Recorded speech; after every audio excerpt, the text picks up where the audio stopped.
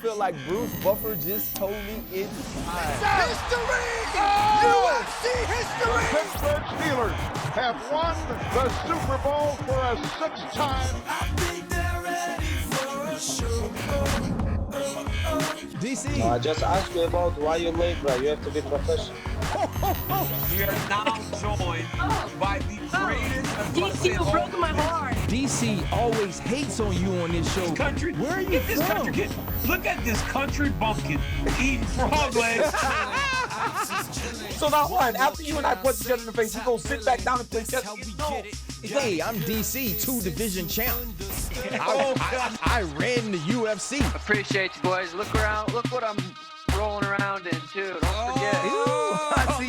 DC, you ain't got one of those. That's your car. I'm uncomfortable right now. My abs like secondhand embarrassment. So to get an opportunity to be with one of the greats, talking about a great sport, you can't beat that.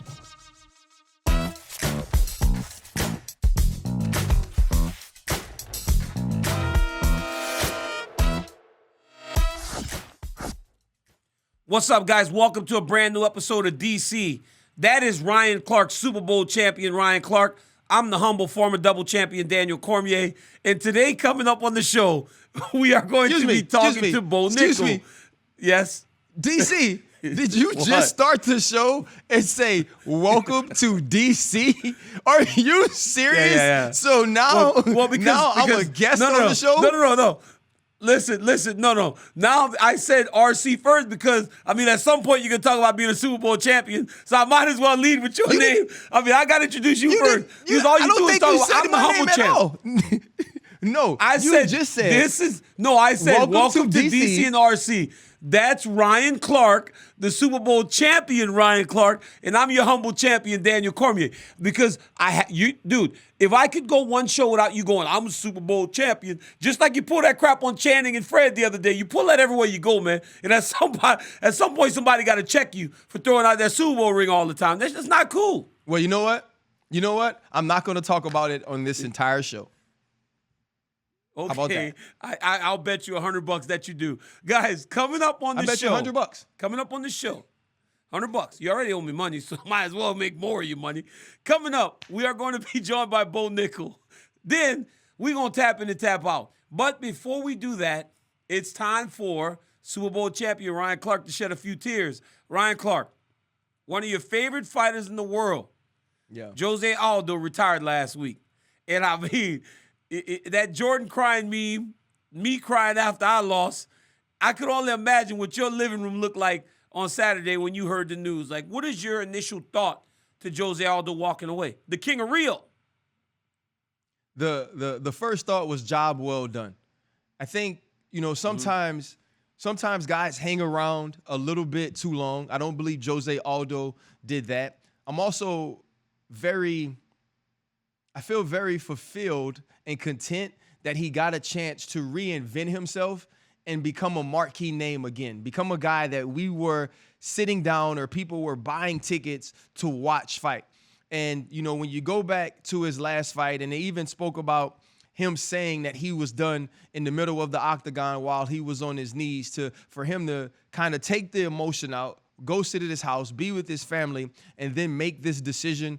I think for all of the MMA fans who for a decade watched a man, the King of Rio, who was unbeatable, and then to see him have to reinvent himself, drop down a weight class, and become a marquee name in that weight class as well.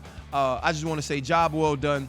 And I remember Pete Jenkins was a defensive tackle coach or a defensive line coach at LSU, Philadelphia, Miami, all these different places. And when he called me and told me he was retiring, I said, it's all right, coach. You've done enough. And so I say to Jose Aldo, it's all right, Jose. You have done enough. Hey, that's well said, Ryan Clark, man. Look, I can tell you getting a lot of reps right now on TV because you are on fire. My goodness. But Ryan, when you look at the amount of time that Jose Aldo held the championship, from 2009 to 17, 8 years is a long time. UFC champion, WEC champion. Not only did he fight for and win those championships, he also was able to win an interim championship at UFC 200 by beating Frankie Edgar, fought for the Bantamweight championship. There aren't many guys that have come across or come through this game that have done the things that Jose Aldo has done. But not only has he won, he's won at the highest level, and even at the very end, he still, RC, looked as though he could compete with the best in the world. And you don't get that in many times when you have a longtime great like Jose Aldo was. I think what the craziest thing about when you realize is that he's like 35 now.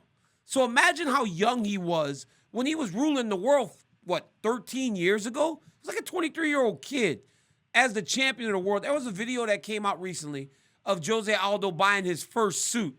And RC, I'll send it to you in a text message. He was smiling because he was just a kid from Rio de Janeiro, Brazil, that was starting to understand there was a whole different level to life. And he was just loving it, bro. It was that youthfulness that really did make Jose Aldo stand out to everyone. But it was also skill. Ability to defend takedowns as an elite striker, really make you pay with those brutal leg kicks. And then at the end of his career, developing a high-level boxing skill set not many people could play with. So hats off to the King of Rio. He was one of those guys, RC, that even at the end, bro, and even seeing all the people that I have seen in my life and my career as a broadcaster and as a fighter, where every time I took a picture with Jose Aldo because I was still in a bit awe of his greatness. So great career, but I don't think we're going to see him done with combat sports. I think he's just done with mixed martial arts. You know, you go back to the fight against Merab and them being in the middle of the octagon and being on their knees, and him and Merab saying after the fight that he told him it was over. It's one of those odd situations that when you still have one fight on your UFC contract, when the UFC is going back to Brazil soon, you think it would be one of those authentic moments that the MMA world, that the UFC never forgets, if Jose Aldo lays his gloves down in the middle of the octagon in Brazil. And so having him go home and have those opportunities to talk to his family, what it says to me is, with all those things looming, this must have been a decision he felt 100% sure about and was ready to make. But to you, DC, is it strange to you, the timing with still having that fight on his contract and with an opportunity to go back to Brazil and maybe give the people of Brazil who have supported him throughout his career that opportunity to salute him in the way that he should be on his way out of the game? You know what's crazy, Ryan, is that not many mixed martial arts greats actually take the gloves off in the middle of the octagon. Like, we miss out on those moments because you usually will lose when you walk away. You're not leaving on a victory, you know, so you're so disappointed because the competitor in you is the last person to leave the room. So you're so disappointed that you want to storm out of there. But then you start to think about everything that plays into becoming and maintaining fighting at the highest level of the sport. And I think that's what happened with Jose Aldo. I think Jose Aldo went home. He got with Coach Pedneris because Coach Pedneris actually said it earlier than Jose. Coach Pedneris said, I would like for him to retire because guys like Jose Aldo that won championships have to have that thing that motivates them in the morning. Losing that fight to Merab pushes him so far down the line. Was Jose really going to rebuild to a championship? No. Could he have fought that fight in Brazil? Could it have been the Cinderella story? Yes, absolutely. But what's it for? There's always got to be a why whenever you're a high-level competitor. And if there's no why, then you're not going to do it. So I can understand the timing a little bit more based on that. Like, why would I go to Rio outside of just trying to recreate a moment that not many mixed martial arts greats get?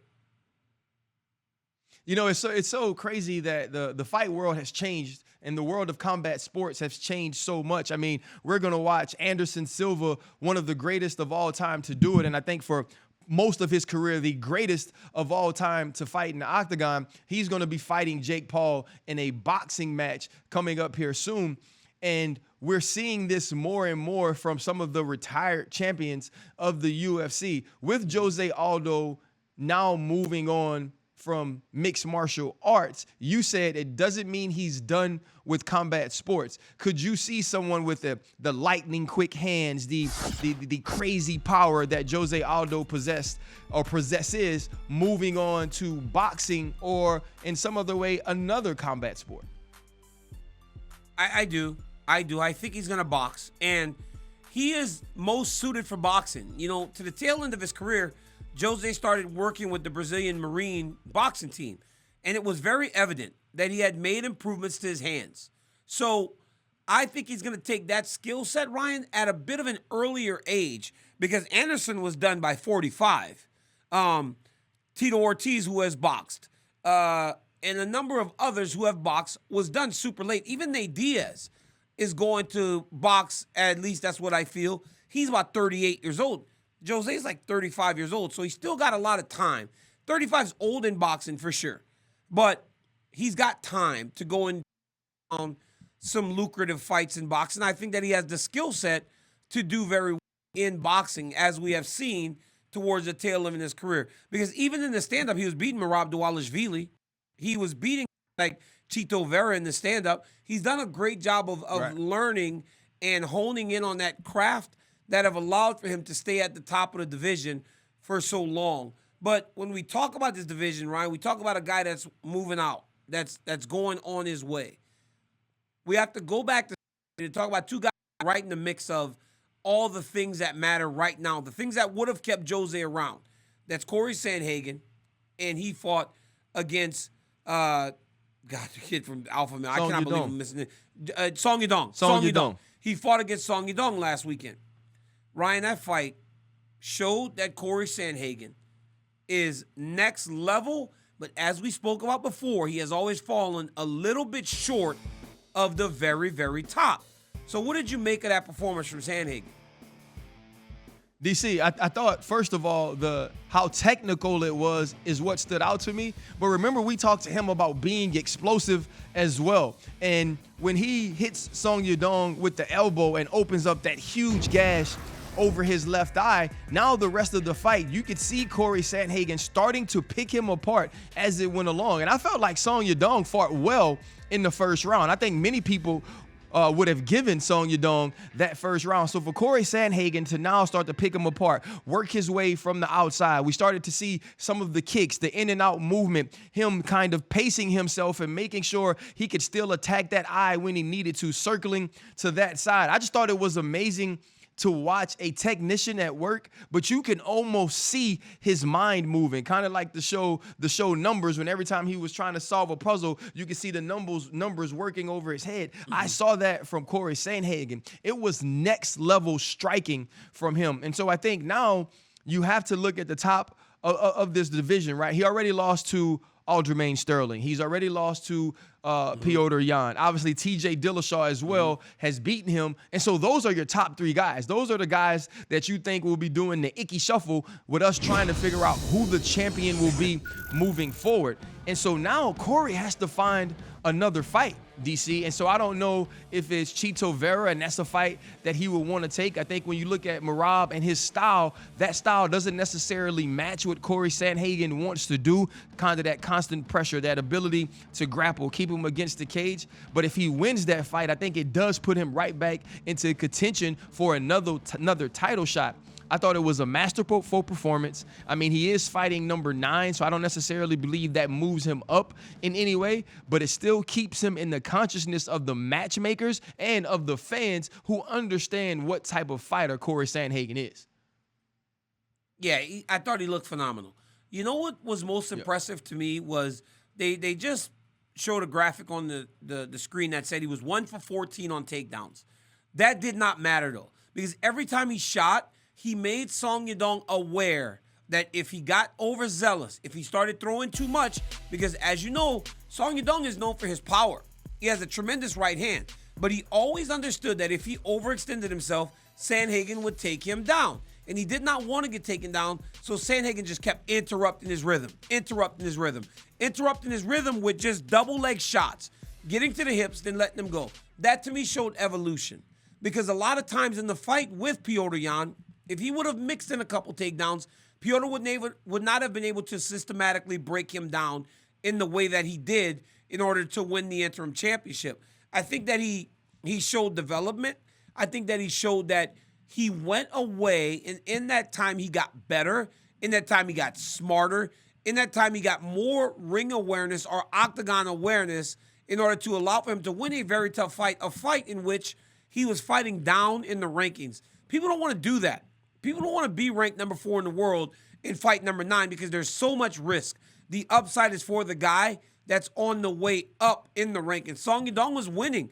He was losing. He had lost his last couple fights, and he fought that guy, and he beat that guy to not only maintain his ranking, but also propel himself into another big fight, a fight that looks like it's going to be Marlon Chito Vera, as those guys have started to talk back and forth amongst each other, and Vera is riding a wave of momentum that is second to none. But again, fighting behind Cory Sandhagen, which shows what type of fighter spirit that he has.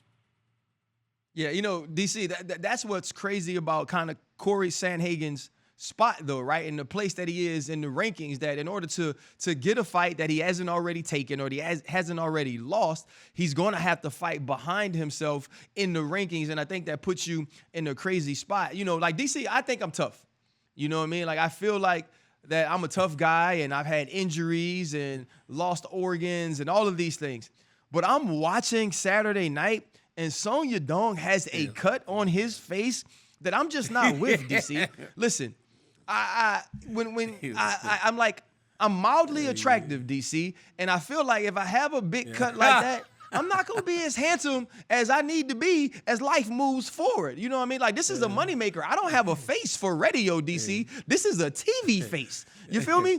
And so I'm looking at Song Yadong, and that doctor is coming in the octagon in between every round, DC, and I'm like, he going to stop it. Like, he got to stop it. Like, this man's face is mangled. And he's just like, nah, your face ain't falling off. Let's fight again. So the fight is finally stopped, bro.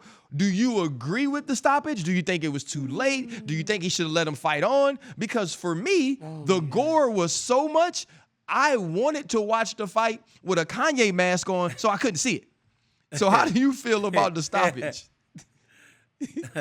Hey, mess up that pretty little face, Ryan. Hey, mess up that pretty little face, right? Dog, it was disgusting.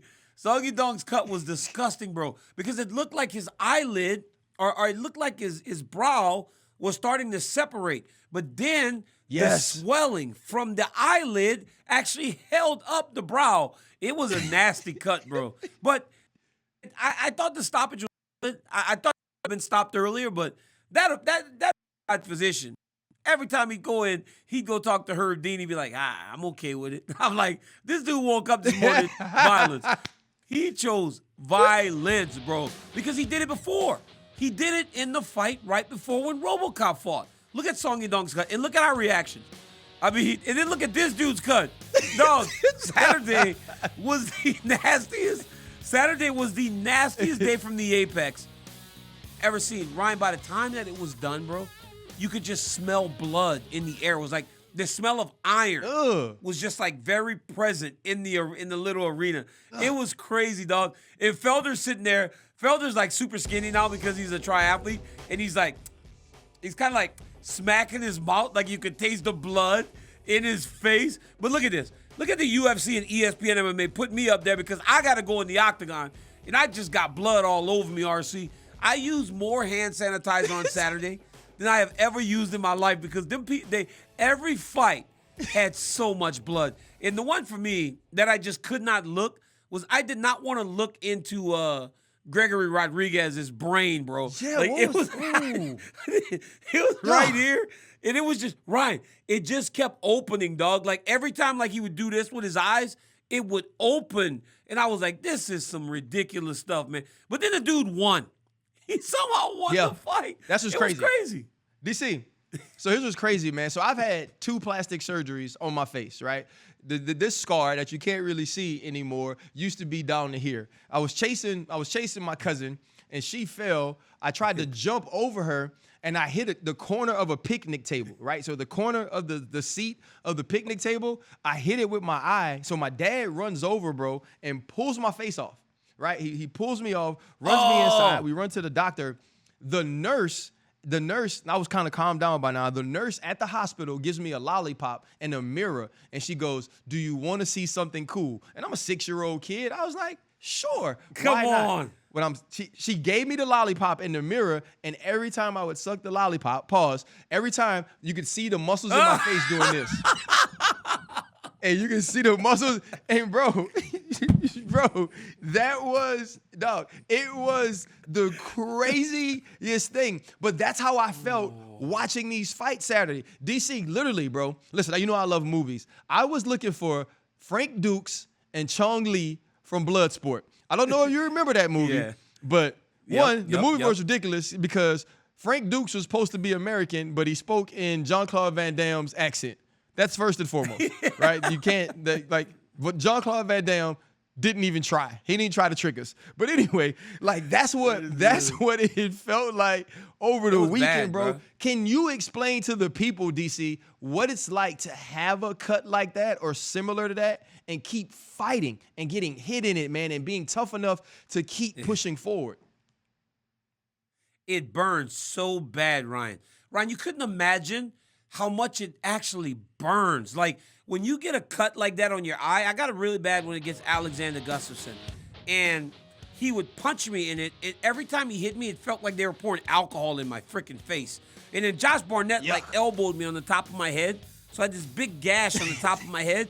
And the blood was kind of rolling down. And it just kept getting in my eye. And I'm like, this is ridiculous. Like, because somebody save me from this dude. This dude's out of his mind. Like, he keep trying to hit me in the eye. I'm like, can somebody save me from this crazy man? No, but it burns so bad. I could only imagine, what Song Yadong was feeling every time he hit that. Because it hits you. It makes you hit like a flash. You know that flash whenever you're a kid, you get into a fist fight, and the moment somebody lands and they hit you, your eye kind of flag, you're like, nah, it's over. It's over. Fight's done. Fight's done. It does that, but then it literally burns, bro. It burns, and then you know what's the worst part? When you're done, they take that huge cut that's open like this. I had one right here on the side of my eye. They go in there with lidocaine, and they freaking jam that needle right in your freaking eye in order to numb it so they can put the stitches. Right. And you're just it's awful, dude. It's awful. So you saw Dana post that picture of Gregory Rodriguez. He was like Frankenstein. Dude was like Frankenstein with stitches through his forehead. It was tremendous. It was a fun night, but it was it was gory, bro. I'm telling you, you could smell blood in the apex. It was nuts. Hey, I tell you what, man. I think that when I watch a fight night like that, I realize that that's something I cannot do, and I also never want to do. But one person who wants to do that and who thinks that they can be absolutely phenomenal at it is Bo NIckal, right? National collegiate champion from Penn State University, getting his second opportunity on the Contender. Let's bring it on. One round with Bo NIckal. All right, guys, now it's time to go one round with Bo NIckal. Generally, a guy that's 2-0 does not get the invite to DC and RC. He doesn't get on ESPN quite yet. But, and this is not hyperbole, when you are the greatest prospect in mixed martial arts history, like Bo NIckal, you get the invite. Ryan, he's my favorite redhead in the world. Bo NIckal, how you doing, my friend? Doing awesome. Thank you guys for having me on. I really appreciate it. Man, thank you for coming. And listen, now that you are the biggest prospect in mixed martial arts history, the UFC can finally replace this dude. They were so excited when they got him from a new organization that they put him right on the main card the first time. I think there's a little jealousy there, Bo, of some of the things you've accomplished in the great state of Pennsylvania, along with the other champions like the Pittsburgh Steelers, DC. Yo, this guy needs to stop bragging on his damn Super Bowl ring. Dog, okay, it looked cool, right? The confetti's cool and all that. But be more like me. Be more humble like me and my friend Habib. We don't even talk about our championships. We kind of just let it speak for itself, Ryan Clark. You could learn something from me and all my great friends from Dagestan. Who Bo NIckal always says Let's get stuff to about. Bo. But Bo, let's talk about the fight. Because the first fight on the Contender Series was as expected. You dominated. You dominated guys as you have done in this short period of your career. But this kid that you're fighting next week, He says, I was bragging about you on the pay-per-view, and he immediately tweeted me and goes, watch, DC, you're writing me off like everybody else, but I'm going to beat Bo NIckal, and I'm getting the contract on the Contender Series. To that, what do you say, my friend? Man, these guys are pretty hilarious to be thinking that way. You know, in my opinion, I just feel like obviously that's not going to happen. And at the end of the day, you know, this dude's never felt someone like me. I'm going to get in there and have my way with him, you know, finish him quickly, easily, and, you know, move on healthy and, collect that contract. I mean, you think about your first fight on the Contender Series. You're fighting someone that misses the weight. You still go in and you get the finish. You had to be expecting that you would get the contract. Not getting the contract and having this fight set up for you on the Contender Series again, how has that kind of fueled your fire and also let you know what type of performance you need to have so you can get that contract after this fight? Yeah, I mean, for me, you know, obviously the goal is to just go out there and compete to the best of my ability each time. So with that, I figured that I would get a contract after that first fight, but you know, at the same time, I'm 1-0. You know, and now 2-0 after that last one, so I've only had 2 fights, and I understand wanting to get more experience for me, and I don't mind it at all. You know, I was grateful for the quick turnaround, being able to fight again in 6 weeks, and so for me, it's business as usual. I'll just go back to doing what I do best and smash this dude and collect the contract this time. What I love most about Bo NIckal is first fight was a knockout. Bo, your hands look tremendous. I could not believe when I saw you knock that guy out how clean your hands look. But Bo, when are we going to see some of the high amplitude that you came to be known for in wrestling? Like, why don't you go grab a couple dudes and just throw them in the air, man? Like, go grab some of these dudes, the big dog. I'm saving it, DC. I'm saving it for the big show. You know, maybe my UFC debut on a main card, pay-per-view card, maybe. I'll pick somebody up and drop them on their head, something like that. I know you love it, so I'll after I do it, I'll give you a quick shout out or something. You know, it's super cool, Bo, and just reading up on you and studying, you know, you had 2 parents that were both collegiate athletes, and you obviously became a star in college as well, becoming a national champion at Penn State. As you go forward in your professional career, was that always something you wanted to do while wrestling at Penn State? Were you looking forward to having this opportunity into being a mixed martial artist and joining the UFC? Yeah, it's absolutely been something on my mind for a long time. You know, as a young kid, I remember watching UFC events and, you know, just definitely seeing myself in those guys' shoes at a certain point. And, you know, for me, coming through wrestling in college, accomplishing what I did, it kind of just made sense to make that my next step. And, you know, I just felt really drawn to MMA, really passionate about it, that big environment. You know, after collegiate wrestling, you don't really get that again in wrestling. So, you know, you can win the world championships and win the Olympics, but you don't get the opportunity to compete in front of, you know, 20, 30,000 people and that environment that MMA brings. And I love that. That's something that I enjoy most about what I do. So I'm looking forward to competing on big stages again.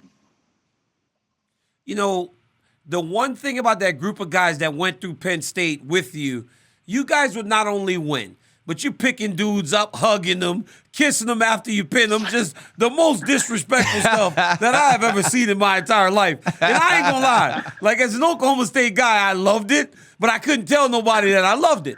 But you're also starting mixed martial arts, and again, kind of guiding guys from Penn State, because I see you out there sparring with Starachi. I see you out there sparring with Aaron Brooks. Is that what's good? Like, do you feel like a lot of those young guys, national champions like yourself, are gonna you into the sport of mixed martial arts? Because they all seem to be very eager to do it and not afraid to tell people, just like yourself, that you're going to be great at it.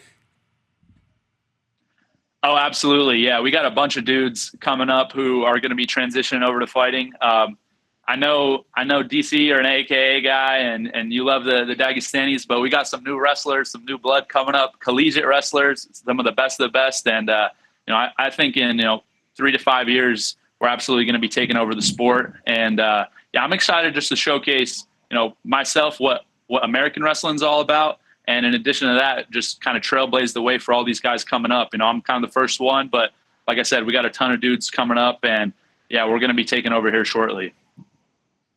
Hey, Bo NIckal, before I let you go, you talk, my guy. Does it add a little pressure though? Like, does it make you a little bit nervous that these dudes get to punch you? Like, they get to punch you in the face because not only is it the guys that may be coming up, they got some former champions and champions that you're like, hey, I went out there the other day and said I might favor you against dudes in the top 10 right now, and people wanted to kill me. So imagine how they feel about you right now. What does that do? Why you always stirring stuff up?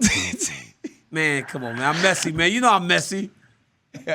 Man, I honestly bring it. I'm ready to go. So, I don't think a lot of dudes like to talk and say crazy stuff, how, I'm only 2-0. I don't have experience. I've never been in there.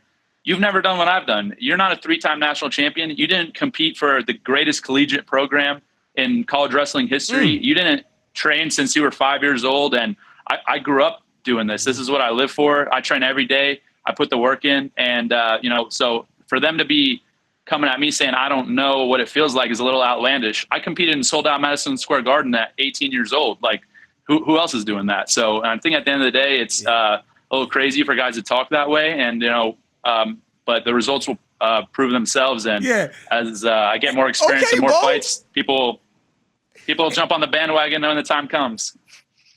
Hey, Ryan, I'll tell you what, Bo. I'm on the bandwagon right now, bro. Talk that talk. Listen, man, thank you so much. Thank you so much for joining us, man. It's truly an honor to have someone as accomplished as you are in your young life, but also to have you, to be able to watch you move forward and continue your MMA career, man. We'll be excited to watch it. Best of luck in your fight next Tuesday, man. And we look forward to seeing that finish and hearing more from you, because one thing we like on this show is when they talk that talk, but then step into the octagon and do what they got to do. Appreciate you guys. Thank you for having me on. Ryan, Bo NIckal is a character, but the dude's an absolute winner. But he's looking to kind of make his mark on mixed martial arts. Last weekend in Las Vegas, it was honestly the most tremendous combat sports weekend of all time. You had ADCC Jiu-Jitsu. Yeah. You had the UFC fights in the afternoon. Joe Rogan went to all of them. But at the end of the night, he went to watch two guys that have truly made their mark in boxing. He got to watch Triple G fight Canelo for the third time. Watching that fight, what did you walk away from that fight feeling outside of judging in boxing is absolutely hard? I think the first thing I felt was this should be the last time these two do this, right? Like we've seen it enough. We know what it is. There was a draw, obviously 2 decisions for Canelo. It's time to move on from this. But I also think it shows you that big names in boxing or combat sports, they don't really die, DC. Like people were still excited about the opportunity to watch these 2 boxing greats face off for the third time. And I think that's always going to be a thing for us. It is such a gladiator sport, as is mixed martial arts, that when you see someone who could compete at the top of their game, even with Canelo losing his last fight, taking that step up in weight, and Triple G having lost to Canelo the last time they saw one another, people were excited to see it. It was a unanimous decision. Canelo Alvarez, at least right now in his career, is clearly the superior boxer to Triple G. But I think this was another time that people got an opportunity to see 2 of their heroes and 2 fighters who have truly defined the sport in this era face off again against one another. I think it was years too late. That's what I walked away feeling. I feel like this third fight should have took place 3 to 4 years ago. And then you would have got a more competitive fight, because Triple G is 40 years old, and he showed for himself, especially down the stretch, a real good accounting of himself. Canelo Alvarez was, man, I got to be very careful because I'm always very hard on the boxing commentators. But Canelo Alvarez showed a good version of himself. But by no way did he look like the #1 pound-for-pound fighter in the world, especially fighting Triple G. The story of the broadcast was how old Triple G got. Triple G was older. He was not himself, but he wasn't a shell of himself. He still showed pretty good for himself against a guy that's still in his prime. So Canelo, while he fought good, he didn't have an outstanding performance. And that kind of sucks because I'm probably going to see Canelo at, somewhere, and it's just going to be like, yo, you know what really surprised me, RC, was that everybody spoke English at the end of the fight. Like, Canelo was speaking beautiful English. Triple G was speaking beautiful English. I was like, when did Canelo start speaking such clear English? Like, he was, we're going to see full answer. We're going to see the same thing from Makhachev Oliveira, right? Aren't we? Like, are we going to? Because Islam said that Charles better speak English so, because Islam, the English freaking police, gonna say something to him if he don't. Like, but dog, English police. we got to watch two of our favorite fighters from a era past. Triple G was that guy, right? Speaking Spanish, the Mexicans loved him, but he was past his prime. He's done. He may fight again, but we are never going to see the Triple G that we all fell in love with 10 years ago. He's just not that guy anymore. Time catches up to all of us. Canelo, fine, but he does not have that guy. He can go Bivol again. The guy's big. He might lose again to Bivol. We are finally getting two guys that are in their absolute primes. Errol Spence and Terrence Crawford are now scheduled to fight. That's the one that everybody should tune into. And I hope that the pay-per-view numbers look similar to what we saw last weekend, because now you're getting two of the best boxers in their prime fighting each other at the right time. Yes. DC, this doesn't happen. I think we have gotten to a point in boxing where we feel like we never get the opportunity to see two of the pound for pound best in their primes at a time where they're fighting at their top levels. But that's what we're getting with Bud Crawford and Errol Spence. And obviously we saw the last fight. Errol Spence goes out, he fights Ugas, and he does exactly what he has to do. Terrence Crawford has been taking care of business opportunity after opportunity. When we had Errol Spence on the pivot, I asked him, will we get to see you against Bud? He said, I've had a plan, and I've always had a plan. There's one more belt I have to go get before I move up, before I do something different, and that's Terrence Bud Crawford. And finally, they make the fight. And you mentioned that we weren't getting to see the pound-for-pound best in Canelo Alvarez. Here's what I do think. The winner of this fight becomes the undisputed pound-for-pound best boxer in the entire world, and I don't believe that you can question it. And that's what's so exciting about seeing this matchup on November 19th. Especially right now, right, where they're both sitting in the top 3 of the pound-for-pound rankings, and rightfully so. Both of these guys are tremendous athletes, tremendous boxers, and to have scheduled tells you that we're heading in the right direction in regards to the sport. Hey, boxing's been doing great lately. They've had some really big fights. They've been able to put some fights together that for a long time they never would have been able to put them together. But what also excites me about this one is there is a rematch clause on both sides. You generally don't get a rematch clause on both sides. So I can only imagine this is one of at least two between these two fantastic boxers. Now, we talked about Canelo and Triple G being a couple years too late. We're getting that again. We're getting it again in the heavyweight division. First off, Tyson Fury's back. I don't know if anyone took the retirement seriously outside of my partner, Ryan Clark. You seem to believe that Tyson Fury was done when he's making $30 million every time he goes in there and beats people. I just acknowledged that the man retired. I acknowledged it. You can't. He said it. I love you. I love how naive, you're youthful, naive. You're so naive. Naivety. You're so youthful Naivety about it. I mean, is the word. Yeah, that's the word. But you're so naive and you're so youthful with it. So I love that you're like that. But again, a fight that's a little bit late, right? We wanted Anthony Joshua versus Tyson Fury a few years ago before Anthony Joshua lost twice. Not only does this, I mean, he's lost 3 times now, but not only does it hurt him in terms of negotiations, now you don't really believe it to be as competitive as it was before.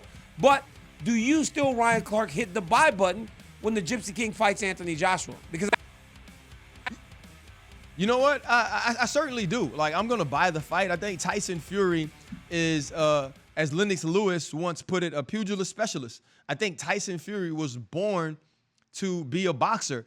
And you're never going to get over the first feeling you thought when you just saw Anthony Joshua. Not necessarily the guy that fought Ruiz or the guy that lost a decision in his last fight, but the first time you actually looked at him, you know, the guy was like the body type of Ivan Drago, and it made you feel that he was going to be this imposing, powerful character. And now we've seen some of his deficiencies. Right now, he's not necessarily as tough, but I think you watch it to see if he can pull it out and pull some things up in this big matchup for him. Like, can I erase what people think about me from the 3 losses? Can I get out of Deontay Wilder saying that they basically built me, right? They handed everything to me. Does he drum up some of that anger we saw after the decision in the last fight where he's running around the ring, you know, acting all tough and doing all that stuff? Can he find some of that during the round? Can he find some of that during the fight and land a punch on Tyson Fury that puts him on his butt for good, where he doesn't pop up like The Undertaker as he did in the first fight against Deontay Wilder? So to me, I'm excited about seeing it because of what it can be. And now, if it doesn't turn into that, then they fleeced me out of my money. But it's cool because I got like 17 jobs, and I got 17 jobs, so I can probably waste some money if they don't give me what I need. Hey, RC, I think we might be the 2 most busy dudes in the entire world. We just work. And you know what it tells me? ESPN ain't paying us enough. They ain't paying us enough that we got to have so many damn jobs in this world. Hey, let's talk. Crazy. We got to talk to somebody around here, brother. Hold up, RC. That's what I'm saying, RC. We need to walk up in there together. When I go to New York, I'm gonna go to Bristol. We're gonna run up on somebody up in Connecticut. So my thing is this though. Anthony Joshua fought well in his last fight. I can't say the kid's name, Ulchik or Ulsik, whatever his name is, the guy that's beaten him 2 times. But it hurt him on the negotiations because before he would have had a 50-50 split with Tyson Fury. But what he is doing is he's giving himself an opportunity to correct everything. Because by going and fighting the man, if you can beat the man, all is forgiven in boxing. And as you said, RC, big names don't die in boxing. They just get another opportunity to try and prove yourself again. And that is what Anthony Joshua gets the chance to do. Cyril Gane is his doppelganger. Yeah. Those guys both look the same, right? Cyril Gane also brings that emotion from you when you see it's like the same type of thing. This guy should be the baddest man on the planet. But you know what? Hey, DC, I know we got to move on. Okay. I know we got to move on. Go ahead. But I'm going to say this. You know what looking at Cyril Gane and Anthony Joshua is like? It's like when you go to Whole Foods and the dude bagging your groceries is 6'10", right? And the first thing you ask him is, you ain't play no basketball? You know what I'm saying? So it's like when I see these 2 dudes, I want both of them to be these monsters that just beat on people powerfully. And when they fight with all this skill, it basically just pisses me off. But, okay, let's move on because we got to get to super fights. Yeah, we absolutely do. But you know what else also tells me that? You not only have 17 jobs, you have 17 good jobs if you're shopping at Whole Foods. So let's talk about fights that we want to see, right? Fights that we want to see. And honestly, RC, for me, when I'm talking about the fights that I want to see, my first fight is Khamzat Chimaev versus Israel Adesanya. Because now, especially that we feel like Khamzat's going to be fighting up at middleweight with the weight issue, that's going to be a fun fight because is this dude really real? It seems as though that's the case. But you fight a guy like Israel Adesanya, the last guy, RC, that has made the impact that Khamzat has made that quick is Israel Adesanya. Hey, Alexander Volkanovski wants to go up to 155. They're fighting for the belt right now. He said he's going to weigh in as an alternate just to be there, even though he was injured. But if he needs a fight to welcome him to 155, how about stick him in there with Justin Gaethje, RC? I mean, you put Volk in there with Justin Gaethje. Now we're having fun. Now we're cooking with fish grease, like the boy from Duck Dynasty used to say, or fish oil. And my third fight is one that's already on the books. I want to see Oliveira versus Makhachev. And I know you're going to give me a hard time about it, but I want to see if Charles Oliveira, the most exciting fighter in the entire UFC, can stop Islam Makhachev. Can he stop that train that is going down the railroad tracks at 100 miles an hour with his jiu-jitsu or with his striking and once again become the lightweight world champion. Those are 3 fights that I can't wait to see. And all 3 of them have the potential to happen, Ryan Clark. No, I think those fights are actually good fights. And what I've learned from doing this is I got to make fights that have the potential of happening. I can't just go all fandom. So here's what my first fight, and the other thing you did was this. You use some of the right people, DC. I would love to see Khamzat Chimaev versus Robert Whittaker. Now, I know that that's a fight that can happen, right? Because if he's going to fight at 185, I don't think he jumps right in to fight the style bender. But Robert Whittaker, someone with a little more wrestling skills, better takedowns, and maybe sometimes takedown defense than Israel Adesanya, fighting a guy like Chimaev, who we saw when he can't get someone to the mat, he will stand up and fight like we saw him fight against Gilbert Burns. But I believe that Robert Whittaker is even more skilled on his feet, and that would be a great challenge. I'm going to get to see Oliveira Makhachev. I would love to see Alexander Volkanovski fight Charles Oliveira. And here's why. Obviously, Charles Oliveira is the #1 contender right now because he was stripped of his belt because he missed the weight. But he's the best in the world at 155 right now. Alexander Volkanovski at 145. I would love to see those 2 men fight in the technical battle that would be both on the feet, and with Alexander Volkanovski having to avoid getting into a jiu-jitsu match on the mat with someone as great as Charles Oliveira, who has the most submissions in UFC history. And I would like, and I know this is not our guy, but John Jones, Cyril Gane. And this wouldn't have been a fight I would have picked before watching Cyril Gane fight Tai Tuivasa. The skill, the power, fighting through adversity once he was dropped. I loved seeing all of those things, and a lot of it reminded me of some of the skill we had seen from John Jones. I feel like that's a matchup where John Jones walks in immediately to a higher weight class with a man who understands using his strikes, using his distance, using his athleticism, but is a naturally bigger human than John Jones is. That really puts him to the test. Are you one of the greatest fighters that has ever lived right away?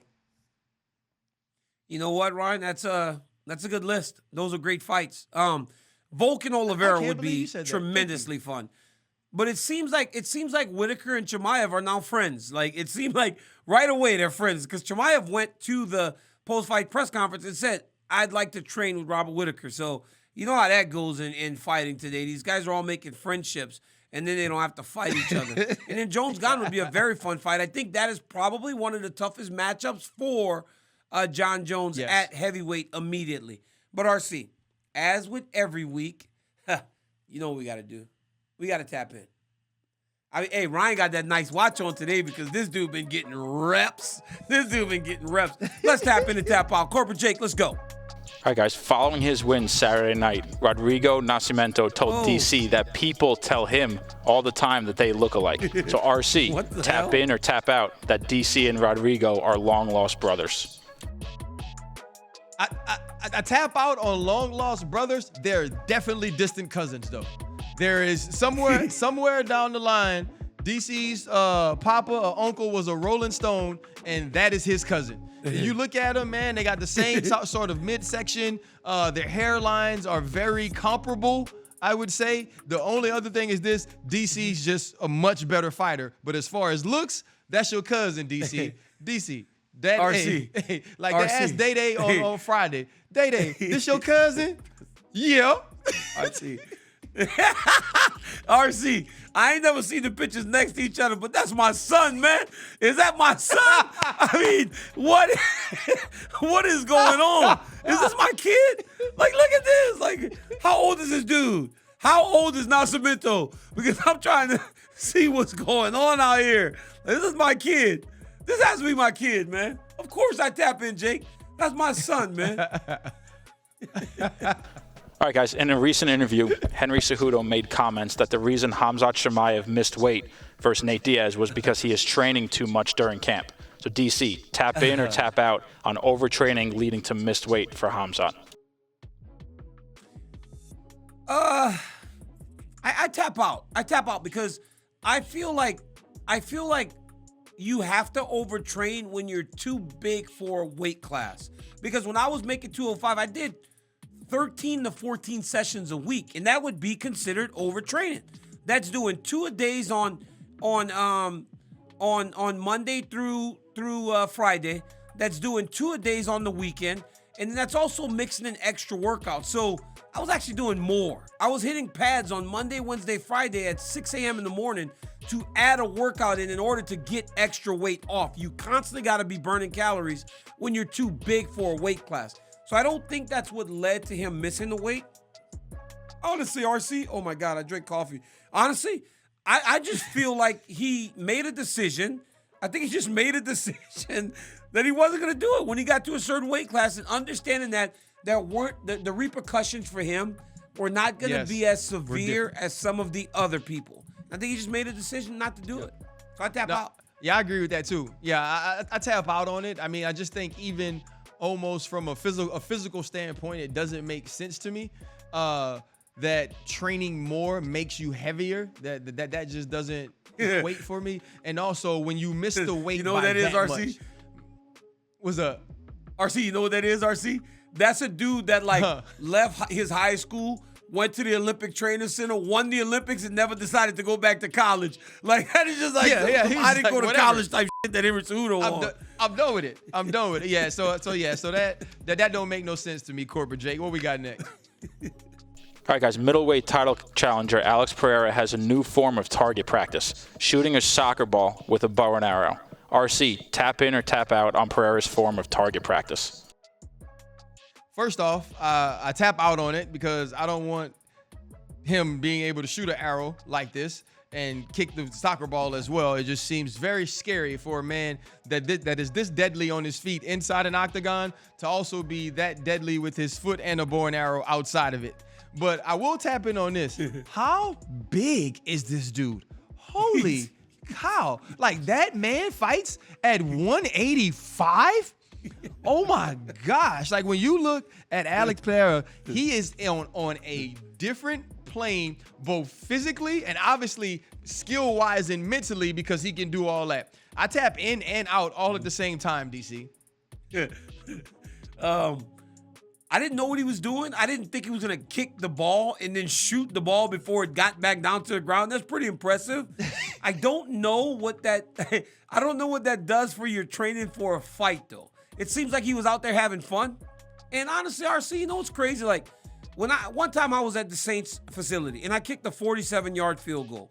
And I was surprised because I made it. So for Pereira to actually be jumping up and down tells me that he surprised himself. So I don't know if he's ever done that before. He was just lucky enough to get it on camera. Because when I kicked that field goal, I kind of celebrated like I surprised myself.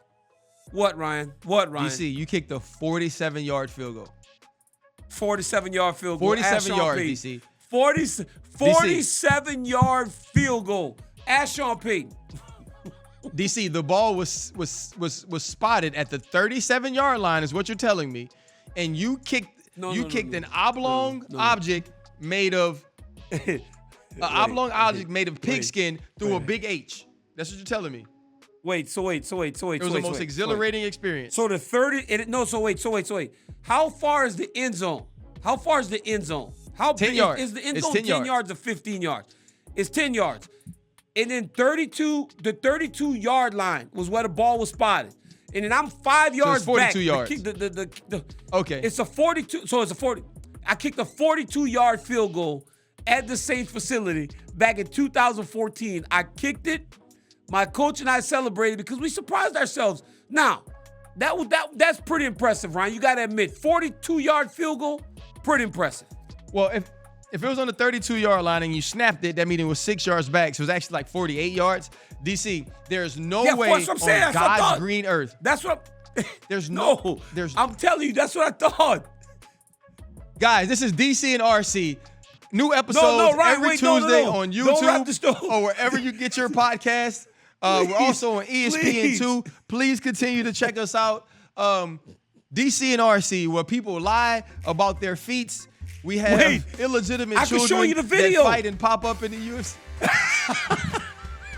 Corporate Jake, he said wrap I got illegitimate the show was great. It's getting better every time. Thank you to Bo NIckal for seeing us. Goodbye.